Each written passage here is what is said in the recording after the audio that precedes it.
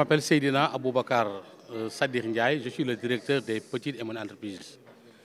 Nous avons tenu ce matin un atelier sur l'accès au marché organisé par l'ONUDI en relation avec le ministère du Commerce et des PME à l'intention du secteur privé, à l'intention des petites et moyennes entreprises qui sont bénéficiaires du programme pour le renforcement de la résilience et de la relance des micro, petites et moyennes entreprises. C'est un programme qui est financé par l'Union européenne à hauteur de 2 millions d'euros, mais qui est exécuté par l'ONUDI. L'atelier nous a permis de tenir 3 panels. Un premier panel sur les procédures et règles d'obtention du FRA. Le deuxième panel portait sur les règles et procédures d'obtention du code barre. Et le troisième panel sur les ventes via les plateformes en ligne. Et ces panels ont été, comme je l'ai dit, l'occasion de partager ces informations donc, sur ces questions. Le FRA est une problématique majeure que le PDR, en tout cas, compte apporter des solutions. Durant les tournées que j'ai effectuées avec l'équipe du PDR, très souvent, c'est des questions qui reviennent. L'obtention FRA donc, est un problème que le PDR va essayer d'apporter des solutions. Idem pour les codes barres. Pour le FRA, j'y reviens parce que pour vendre un produit sur le marché, si vous n'avez pas l'autorisation FRA, ce produit est retiré par les services du contrôle économique. De même, pour pouvoir accéder aux grandes surfaces, il faut naturellement avoir donc, les codes barres. Nous avons vécu durant la Covid beaucoup d'expériences en matière de vente en ligne. C'est la raison pour laquelle nous voulons, à travers ce programme, amplifier en tout cas l'utilisation des plateformes en ligne pour permettre à nos PME de pouvoir vendre sur toute l'étendue du territoire national, de pouvoir vendre partout, en tout cas dans le monde, les produits qui sont transformés localement. Le ministère du Commerce, à travers la direction des PME, a lancé un projet important dénommé Opération FRA pour tous. L'objectif qui est visé, c'est de faciliter et accélérer donc, la délivrance de cette autorisation, de cette certification. Je pense que nous avons largement débattu sur cette question et les services compétents, en tout cas, sont à pied d'œuvre pour que tout cela puisse se faire normalement. Le FRA est une autorisation préalable qu'il faut avoir pour pouvoir écouler son produit sur le marché. Le ministère du Commerce, au-delà de sa mission de protéger les consommateurs, doit veiller à ce que les produits qui sont mis sur le marché soient de bonne qualité, ne soient pas nuisibles à la santé humaine. C'est pourquoi donc, les entreprises viennent vers ce département pour qu'elles soient accompagnées donc, à travers ces certifications. Et d'ailleurs, c'est pourquoi le PDR, le programme de résilience, renforcement de la résilience des PME, donc, accompagne les PME donc, pour obtenir le FRA. À l'issue de cette journée de réflexion sur 3 thématiques qui sont l'obtention de l'autorisation FRA, les codes à barre et la vente en ligne.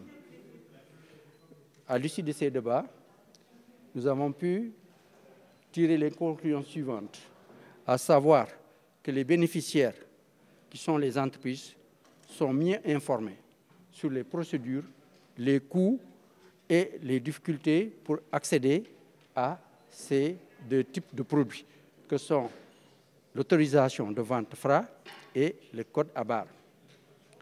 En ce qui concerne le 3e panel, la vente en ligne, ce qu'on peut en tirer, c'est que les gens ont pris conscience avec la pandémie que c'était un outil, un dispositif incontournable maintenant pour accéder au marché et ne plus prendre ces produits physiquement et les amener au marché, mais être sur place et pouvoir communiquer avec les acheteurs, les consommateurs, pour, avec eux, utiliser ce dispositif pour vendre les produits et augmenter son chiffre d'affaires et son volume de vente. Ce premier atelier va être suivi par d'autres qui vont venir et qui concernent toujours l'accès au marché et son environnement au sein de l'entreprise. Et nous allons organiser d'autres ateliers dont les plus proches sont un atelier sur la problématique de l'emballage, un autre sur l'accès au financement adapté. L'autre aussi, c'est comment implémenter une démarche qualité en entreprise, les bonnes pratiques de fabrication et ensuite la compétitivité, quel écosystème. Voilà des thématiques qu'on a tirées à l'issue de nos rencontres avec les potentiels bénéficiaires dans les 14 régions du Sénégal et qu'on va séquencer pour pouvoir donc les informer et pouvoir donc leur donner, les outiller, renforcer leur capacité à pouvoir donc prendre en charge au sein de leur activité l'ensemble de ces thématiques.